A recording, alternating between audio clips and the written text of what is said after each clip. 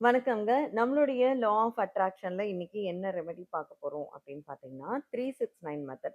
So 369 மெத்தட்னா என்ன? இது எப்படி பண்ணணும்? அப்படின்ற கன்ஃப்யூஷன் வந்து நெறைய பேருக்கு வந்துட்டு இருக்கு.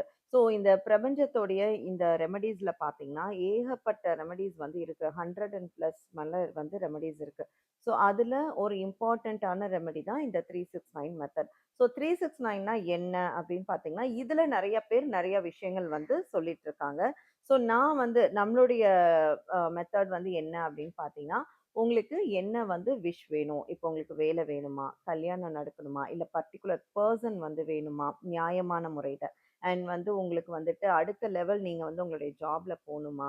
இல்ல உங்களுக்கு வந்து குழந்தை வேணுமா? இப்படி என்னவோ உங்களுக்கு ஸ்டடீஸ்ல என்ன வேணுமோ, அந்த கோல நீங்க வந்து ஃபர்ஸ்ட்டு செட் பண்ணிக்கணும். ஸோ அந்த கோல நீங்க செட் பண்ணதுக்கு அப்புறமா, நீங்க வந்து மார்னிங் டைம்ல எழுந்து ஒரு நோட்டு, கிரீன் பென் மெயின்டெயின் பண்ணிக்க போறீங்க.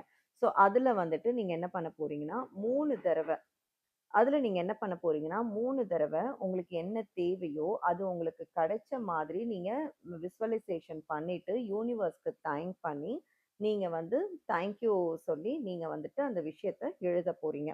ஸோ அது வந்து 3 தடவ நீங்க பண்ண போறீங்க. அதே மாதிரி ஆஃப்டர்நூன் ஹார்ஸ்ல நீங்க அந்த விஷயம் உங்களுக்கு நடந்த மாதிரி 6 தடவ நீங்க வந்து எழுத போறீங்க.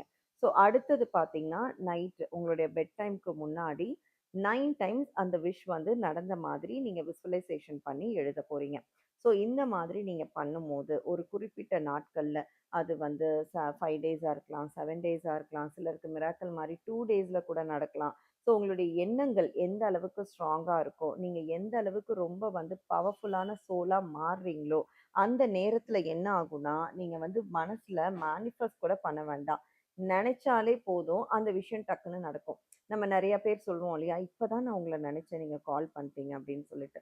ஸோ அது எல்லாமே அந்த எண்ணத்துக்கு இருக்கக்கூடிய சக்தி தான் காரணம். ஸோ அந்த மாதிரி உங்களுடைய எண்ணம், உங்களுடைய சோல் பவர் வந்து ரொம்ப ஸ்ட்ராங்கா ஆக்கிக்கிட்டீங்க அப்படின்னா, உங்களுடைய ஆரா வந்து எவ்வளோக்கு எவ்வளோ ஸ்ட்ராங்கா இருக்கோ, அவ்வளோக்கு அவ்வளோ நீங்க நெனைக்கிற விஷயங்கள் எல்லாமே நடக்கும். ஸோ அதே மாதிரி என்ன விஷுக்கு இப்போ வந்து எக்ஸாம்பிள் படிப்புக்குன்னா ஒரு ஸ்விட்ச் வேர்ட் இருக்கு. அ அதே மாரி குழந்தைக்குன்னா ஒரு ஸ்விட்ச் வேர்ட் இருக்கு.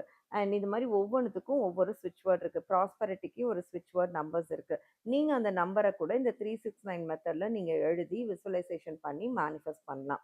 ஸோ கண்டிப்பா நீங்க உங்களுடைய விஷ் வந்து மேனிஃபெஸ்ட் பண்ணுங்க. ஸோ உங்களுக்கு என்னலாம் வந்து அதிசயம், அற்புதங்கள் நடக்குது அப்படின்றத எங்களோட கமெண்ட்ல ஷேர் பண்ணுங்க. நன்றி, வணக்கம்.